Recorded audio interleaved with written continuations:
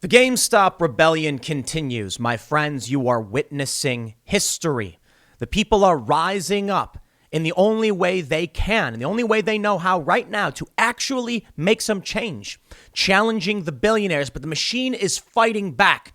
Desperate to stave off billions of dollars in losses, they're colluding in the open with big tech firms to restrict the ability of the little guy to buy stock, but they'll let you sell so that the stock crumbles. Right now, the latest reporting is coming from Reuters. Losses on short positions in U.S. firms top $70 billion. $70 billion. Oh, the pain's coming. They're rigging the game. They're trying to stop the people, but I don't think it's going to work. The shills are still out and about, however. Those trying to distract us from what's going on, those pushing rage bait garbage issues, distracting everyone from what's really going on right now. And we can see them for who they really are. But boy, do we have a lot happening. A reoccupying of Wall Street may be upon us, and I mean this literally. One group saying they will lead a protest to Zuccotti Park in New York to protest, to reoccupy. And these are Republicans. These are young Republicans saying we've had enough of bailing out these companies. My friends, we are also witnessing 2 major lawsuits being filed against Robinhood, the app that suspended the ability to buy stock, but will allow you to sell it. That way the price tanks and they save their hedge fund billionaire buddies. This, my friends, is history. The GameStop Rebellion. And we can see a lot of developments moving on. So for those that are missing a lot of this context, I've done 2 other segments earlier in the day already over at youtube.com/TimCastNews. And this is more of just an update because I am tracking this breaking news as it happens throughout the day. I'll try to include as much context as possible without getting a bit too redundant. Before we get started, head over to timcast.com. Become a member. I'm not a get-rich-quick kind of guy. I'm not playing the stock market. I'm just running a regular old business. So if you want to help support this business, becoming a member gets you access to exclusive content for members only, as well as upcoming events. We did a segment recently about the Gorilla T-shirt scandal we have with Jason Whitlock. It was a whole lot of fun. Become a member in the event that we get nuked. And my friends, let me just say, as we talk about these big companies, as I do on this show, as I do on IRL Podcast with my friends, now this is what's really scaring the machine. You know, they like it when we play culture war politics. They like it when AOC rags on some Republican and the Trump supporters fight with the Bernie supporters. They don't like it when the Bernie supporters and the Trump supporters come together and start going after their billionaire hedge fund buddies over on Wall Street. And that's what's happening now. And I'm covering it to quite a great extent. If anything would get me banned, I'd imagine it would probably be this. Though it's really tough to do, but we're watching them collude in real time. We're watching them shut down trading in real time. They've exposed the system for what it really is. If you want to support my work in that, in the event the ban comes, timcast.com. Otherwise, like, subscribe, hit the notification bell. Let's read this news from Reuters. They say short sellers are sitting on estimated losses of $70.87 billion from their short positions in U.S. companies so far this year. It's only been 28 days, my friends. Data from financial data analytics firm Ortex showed on Thursday the hefty losses come as shares of highly shorted GameStop jumped more than 1,000% in the past week without a clear business reason. Not true. That's not true. Forcing short sellers to buy back into the stock to cover potential losses, defined as a short squeeze, while retail investors then piled in to benefit from the surge. Chasing shorted companies became a trend among retail traders, rippling across U.S. markets and Europe. Ortex data showed that as of Wednesday, there were loss-making short positions on more than 5,000 U.S. firms. Its data also showed that estimated losses from shorting GameStop at $1 billion year to date, while those shorting Bed Bath & Beyond were looking at $600 million. Ortex said the figures are based on the change in trading prices between the start of January to Wednesday's close and the number of short positions. The company sources short interest data from submissions by agent lenders, prime brokers, and broker dealers. Let me go back. They say there's no clear business reason. That's not true. When this all started, my understanding is that there was a post from someone who said GameStop's stock was low because the stock is truly, it goes up when consoles get released, when new games get released, then people rush to GameStop and they'll do better revenue-wise. Thus, they felt that there was actually a good position with GameStop because they were selling low. The stock was undervalued. There is a clear business reason. The stock should have been higher. That's it. That people believed GameStop, this place where you can buy video games and knickknacks and trinkets, should have been doing better. Not to mention COVID restrictions. COVID hurt a lot of retail. Thus, people thought probably going to go up.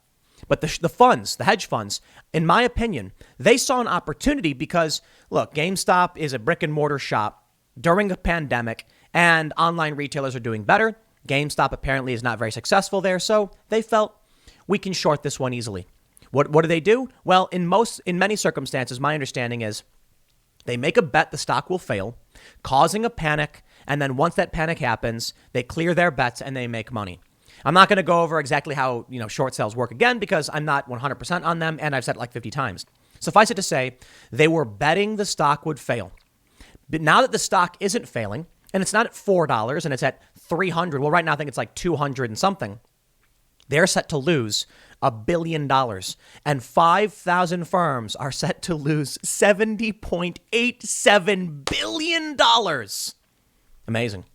A transfer of wealth from Wall Street to Main Street. So what are they saying? Well, Bloomberg, of course being Michael Bloomberg's outlet, but they said, good morning. A stock market insurrection goes global. The EU is a falling out with AstraZeneca and the U.S. tech titans disappoint. Here's what's moving the markets. A stock market insurrection. Apparently, there's one post where somebody said, here we go. I have it right here. Phil from All That Remains says, the Capitol riots were bad. The GameStop thing is good. I'm a spoon. That's a user on Twitter, not me saying I'm a spoon. Tweets, someone on Bloomberg said the GameStop thing is, and I quote, as bad as the Capitol riots. I almost spit my effing drink out. It is. To them. Hashtag GameStonk is trending. Stonk, of course, being a meme for stocks. It's the revolution, baby. And it is happening. Check this out. Let the people trade. Reoccupy Wall Street. Sunday, January 31st at noon. Zuccotti Park. It's not even been 10 years, my friends. And we have a legit call for another occupation of Zuccotti Park. Well, New York's in lockdown. Good luck. I'm not confident, but the New York Young Republican Club. Let me just stress that for you. The New York Young Republicans are calling for Occupy Wall Street to come back. This is the GameStop Rebellion, my friends. This is what it is. And everybody's on board, left to right. So this is from Gavin Mario Wax. He says, the New York Young Republican Club will be staging a protest in Zuccotti Park to reoccupy Wall Street.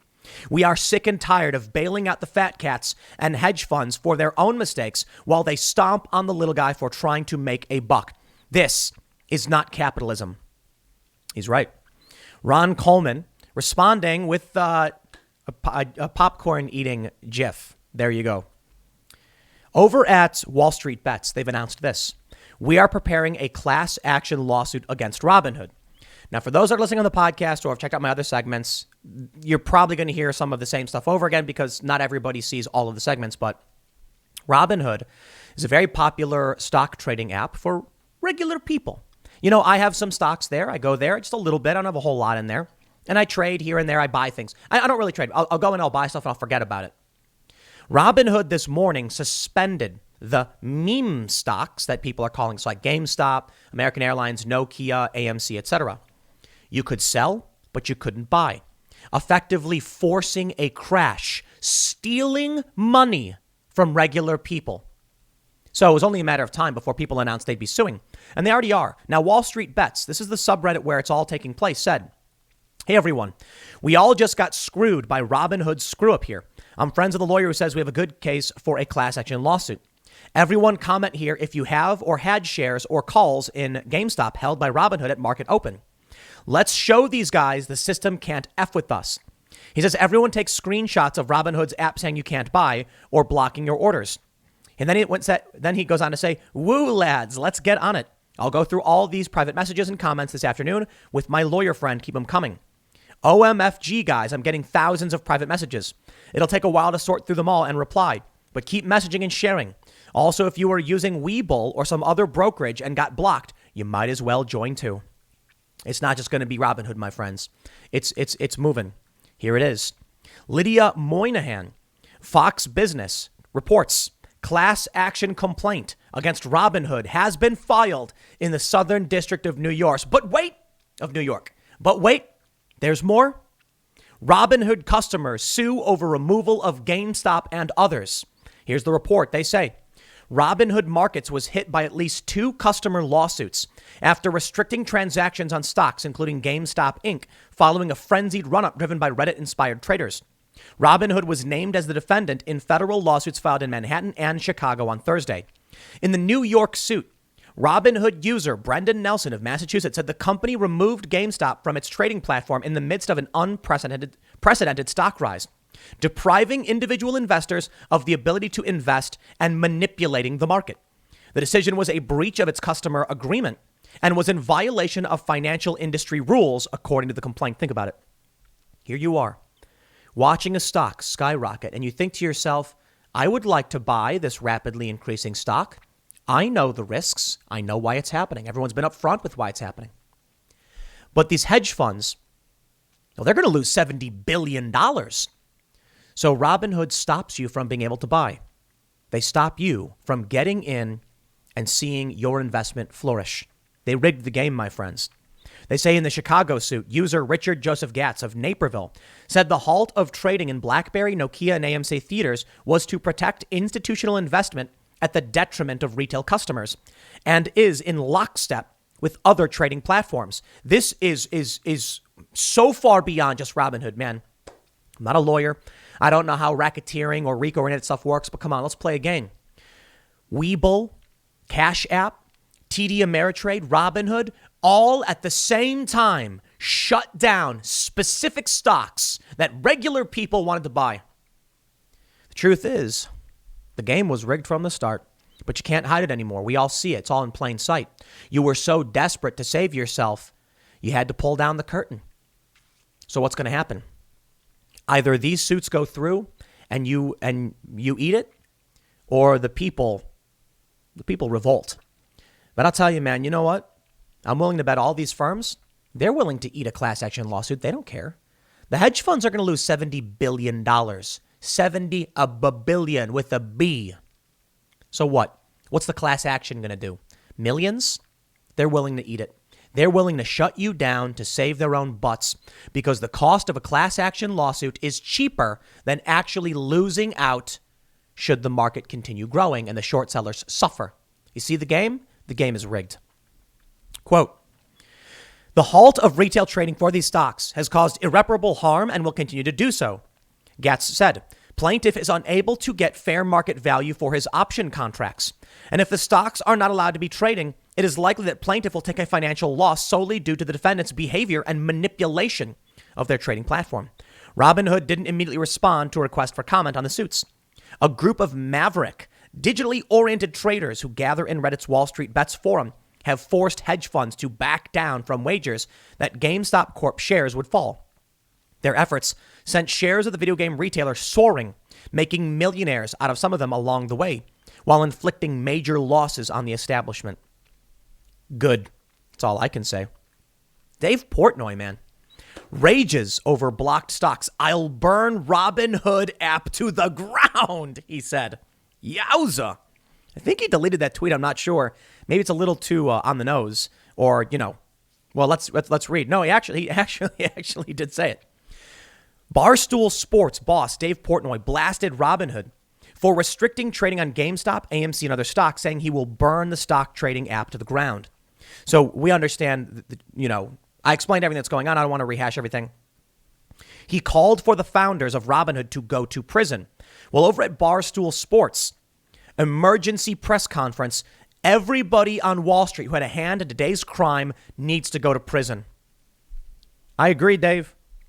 I just don't think it's going to happen. It's funny. We talk about the wealthy elites. Dave Portnoy is a wealthy elite, but he's not the kind of wealthy elite we're really talking about. And what I mean by that is Dave's an elite in the sense that I believe he's the founder of Barstool. He runs a big business. He's very successful. He's wealthy. He's a great trader, but he's not in the club. You see, he's not in the club. He's playing by the rules, same as everybody else. Now, there are some people who play by the rules who have become successful. There are some people who play by the rules who are fairly wealthy, but they're not the establishment elites who are lying, cheating, and stealing and stripping away the value of the working class. What do these people do?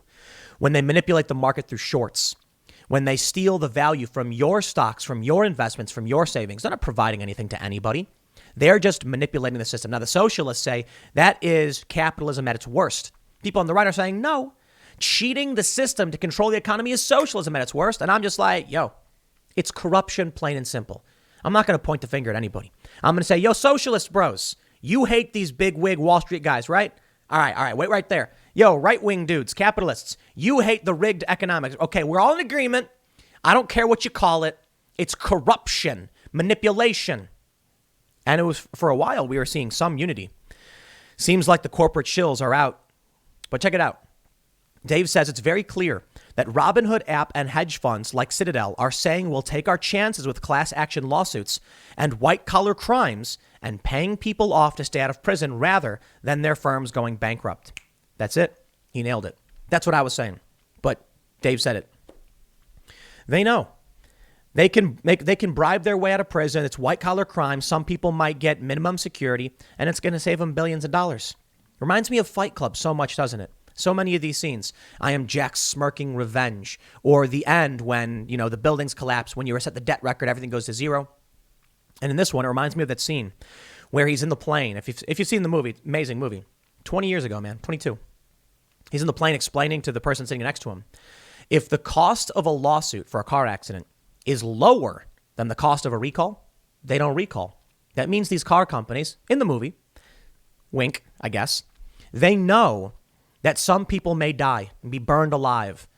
But if they only got to pay, a couple $1,000,000 for those lawsuits, as opposed to $100 million for a recall, why bother recalling? And then people, then people get hurt.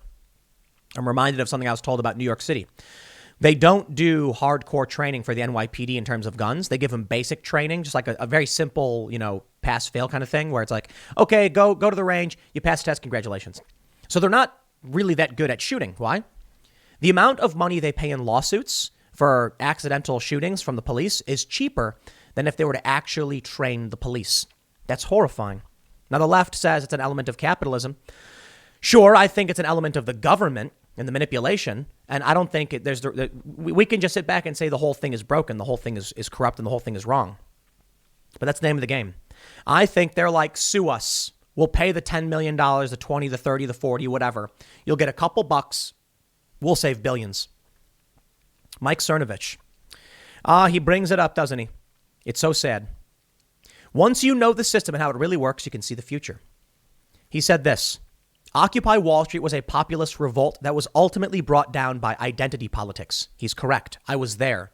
I was there for almost all of it, except for the first few days. I got there on like day 3 or 4, and then I was there from that point on till it eventually fizzled out and ended well after the occupation in the park. Identity politics destroyed it. He says, I know the guy who hired the social justice activists. Yes, they were paid. Beware of letting anyone hijack the GameStop discussion. They are 100% on payroll of Robinhood and Citadel. And then what's this? AOC. What happened? Earlier, I was just praising Ocasio-Cortez. I was saying thank you to her. But she's exposed herself for the shill that she is that I have long criticized her to be. Ted Cruz responded to her tweet. So AOC tweets about Robinhood saying, this is bad and we'll call a committee if we have to. I said, do more. Rashida Tlaib says, we have to do it. Ted Cruz said, I agree. And her response, I am happy to work with Republicans on this issue where there's common ground. But you almost had me murdered 3 weeks ago, so you can sit this one out. Happy to work with almost any other GOP that aren't trying to get me killed. In the meantime, if you want help, you can resign. Shill.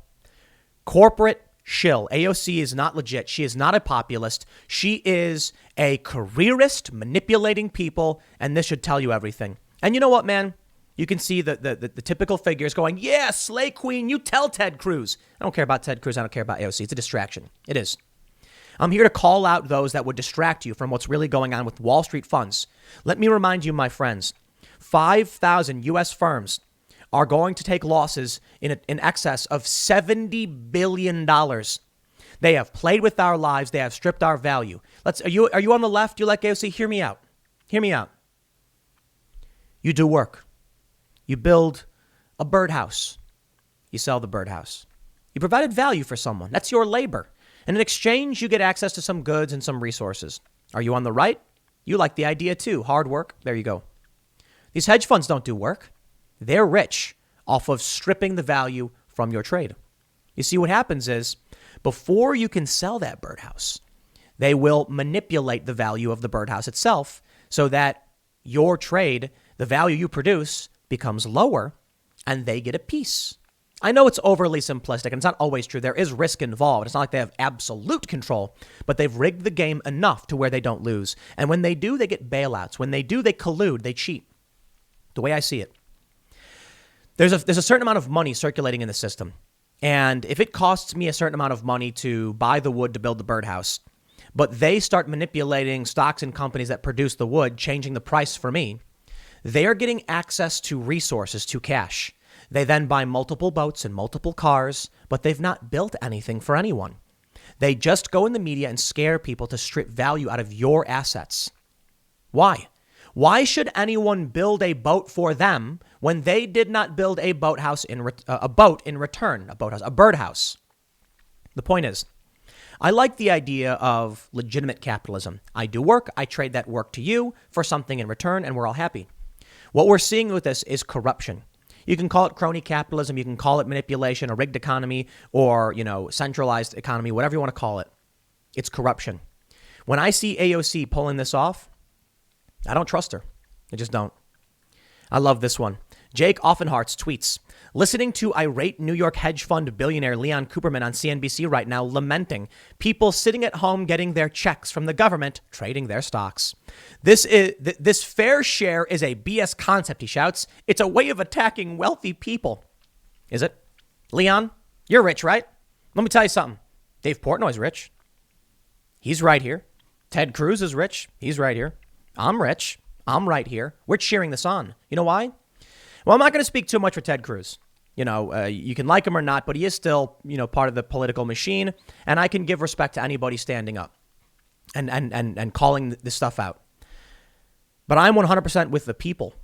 And I will always be with the people because I believe in a capitalist system where you invent a light bulb. Everybody says, wow, this thing you made is awesome. Can I buy it off you? Yes, let me make more. All of a sudden, you're rich and successful. Why? Because people believed in your product, not because you cheated and stripped value from the system. Dave Portnoy runs Barstool Sports and he trades. I got no problem with trading. I know I was ragging on trading for the most part, but when I talk about the people stripping value, I'm talking about those who are manipulating the markets and lying to steal the value from you, manipulation.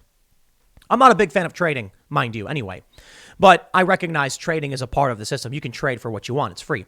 It's when you use the power of the government and the media to rip people off. That's the cheating. You got a lot of rich people. Ja Rule, Elon Musk. A lot of rich people are coming out and saying, this one's for the people. And the establishment has cheated for too long. The elites, the politicians have cheated for too long. When AOC comes out and says, blah, blah, culture war, Ted Cruz, I'm like, nah, you're distracting people, dude. I'm not into that. I think we got to stay focused on what's happening here with this GameStop stuff, the GameStop Rebellion. A lot of people who have done very well legitimately. I'm not a stock trader. I just work hard all day, every day, and I try and grow my business. That's what I do. And when I see the system trying to crush the little guy who wants to do the same, I reject that. That's what I'm all about. I'm actually pretty lefty on economic policy as much as people don't want to, people on the left don't want to admit it. I'm about freedom and I'm about, left libertarian cooperative markets for the most part. When I see people like AOC rejecting calls for unity against the hedge funds and Wall Street, what's her cause? Is she really on the left? I don't think so. Rashida Tlaib has stood firm on two things, national security powers and calling out Robinhood. I think more and more, you know what? I probably disagree. I do disagree with Rashida Tlaib on a lot of things, but I'm starting to think that she's probably legitimate in what she believes. AOC, not so much. These are the corporate shills that want to trick you, that want to manipulate you. They want to take from you. They want to play these dirty games. I don't buy it. Anybody who's coming out now, in my opinion, who's trying to distract you from what's really going on, I find suspect. There are some people who are tweeting endlessly about what they don't normally tweet about. I'm not talking about that. There are people who always go on about, say Antifa, critical race theory, or the Proud Boys, and I'm like, yeah, whatever. But there are some people right now who claim to be on the left or claim to be on the right. They claim to be about for the people, by the people, but they're tweeting these generic culture war things. And I'm like, is that all you have? Are you not really principled in challenging the establishment elites? Makes me wonder, doesn't it? I can make videos talking about typical culture war stuff. I don't do that. Talk about what I care about. Sometimes it's culture war stuff. Right now, it's about history being made. That's what I'm concerned about. That's what I think you should be focused on. History being made right now as people challenge the system. That's what it's always been. Donald Trump was that in many ways. I understand the people on the left didn't like him. Trump was an imperfect avatar. That's what I always say. But now that energy that got Trump elected has been stripped of its avatar and it's pure raw energy now. The left and the right agree that anger is within both, left and right populists. AOC is not really for the people. She's for herself and the machine. And that's why she's playing this game. If she really thought Ted Cruz was trying to murder her, wouldn't she, call the police or something or file a report, not just clap back on Twitter to try and gain followers? That's the thing. It's funny. A lot of people were saying that they thought she was going to be, they thought she was cool for about 20 minutes. Philip DeFranco. A lot of people have said that, he's kind of drifted recently, that he used to be the one to call it the establishment, but then he slowly started drifting into the establishment narrative. Well, Philip DeFranco was asked, will today's video be sponsored by the fantastic app Robinhood? And Phil said, Robinhood is never getting an effing spot on my show again, regardless of the offer. Effing ridiculous. I'm transferring all my stocks and money off Robinhood ASAP. I've used them for years and am furious. Phil, rock on, brother. I've always been a fan of Phil. I don't think he's perfect. He got Covington wrong, but I get things wrong too. And a lot of people haven't been, they've been talking about how they're not fans of where he's gone. I'm not into that. I think Phil's cool. I like the fact that he's fairly straightforward and neutral, and he's not particularly involved in the culture war stuff. He's got some things wrong. That's respectable. But this right here, right call. Much respect. AOC. This was the initial tweet while she was ragging on Ted Cruz. I was going to show some of the responses. I don't want to do that anymore. I don't want to show that. Majid Nawaz, closing out this segment. He says, I think what we could be witnessing here is a generational conflict for a right to sit at the table and redraw rules to suit a younger, fairer-minded generation. Yeah, maybe. Maybe the solution isn't right-wing populism or left-wing populism. It's a little bit of both. This idea that maybe we do need better rules to better suit the working class. Maybe workers of the world do need to come together, but not for communism. You know what I mean? We come together recognizing there are people stripping our value, but we can still freely trade and respect liberties and not create communism and also not support crony capitalism. There's a happy medium for everybody where we can grumble but agree, for the most part, getting rid of the worst problems. This person said Wall Street will now lobby the government to regulate retail investing since they no longer have a monopoly on price manipulation and there will be less demand for their expertise. As Leonard Cohen said, everybody knows the dice are loaded. Everybody rolls with their fingers crossed. Everybody knows the war is over. Everybody knows the good guys lost. Everybody knows the fight was fixed. The poor stay poor. The rich get rich. That's how it goes. Everybody knows. Isn't that how it goes, huh? My friends, the doomsday clock says we're about 100 seconds from the apocalypse.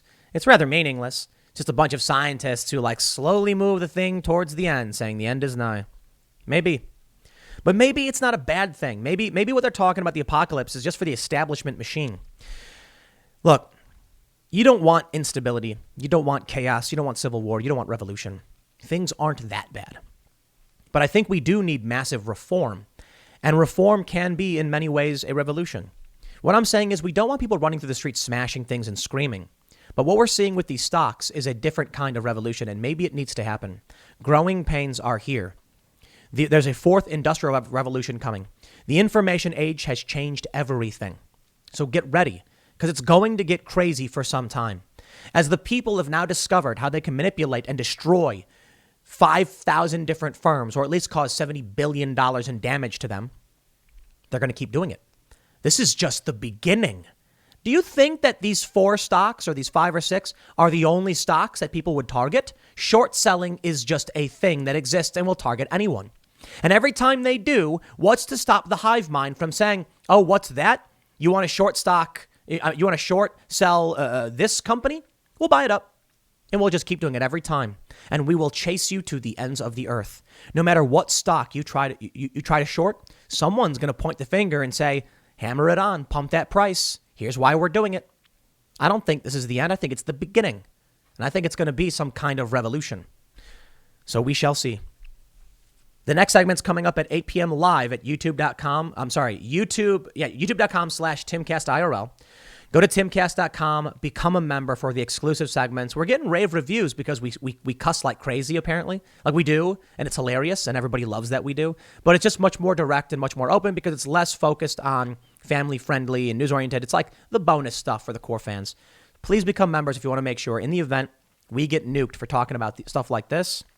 And by we, I mean you and me, but also the people who work with and for me. It's possible we get purged. Timcast.com, become members, and we'll see you all tonight at 8 p.m. live.